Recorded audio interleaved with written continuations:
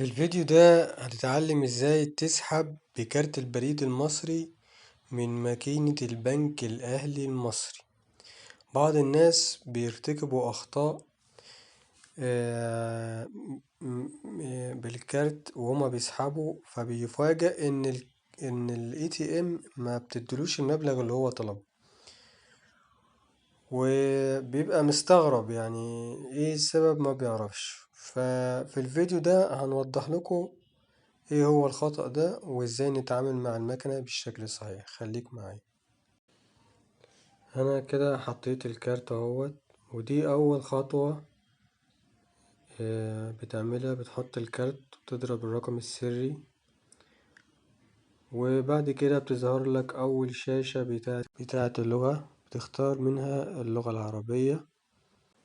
بعد كده بتظهر لك شاشة فيها قائمة مكتوب فيها بعض المبالغ اللي انت ممكن تسحبها. وهنا ده الخطأ اللي احنا بنحاول نوضحه للناس. لو ضربت اي رقم من الارقام دي مش هيطلع المبلغ، حتى لو كنت متأكد ان رصيدك يكفي ويزيد عن المبلغ اللي انت طلبته. لكن ايه هي الطريقة الصحيحة؟ خليك معايا.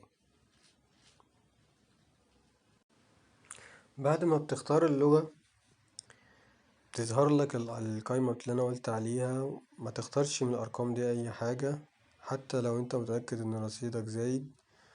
هتدخل تحت على خدمات أخرى وملاء أخرى، وتختار من القايمة الجديدة اللي هتظهرلك الشاشة الجديدة قايمة السحب. هتخش على حساب توفير. بعض الناس بتحتار هنا، اختار انهي حساب، جاري ولا توفير ولا ائتمان. كل فيز البريد المكتوب عليها البريد المصري بتبقى حساب توفير. بعد ما بتختار حساب توفير بتظهر لك الشاشة اللي انت المفروض بتضرب فيها الرقم اللي انت عايز تسحبه. وانا هنا على سبيل المثال هضرب 100 جنيه عشان الناس تعرف رقم الضرب ده. انا هنا ضربت 1 4 اصفار ودوست المبلغ صحيح ودوست نعم. ايوه نعم.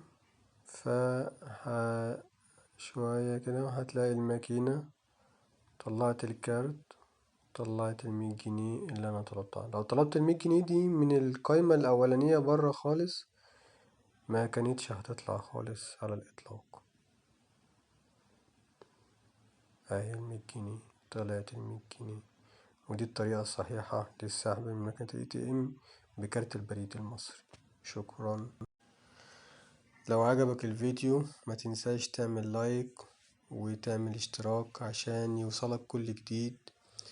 وإن شاء الله نحاول نشوف ايه المشاكل اللي بتحصل مع الناس مع التعامل مع الماكينات ال ATM، واكتبوا لنا في التعليقات واحنا نساعدكم ان شاء الله.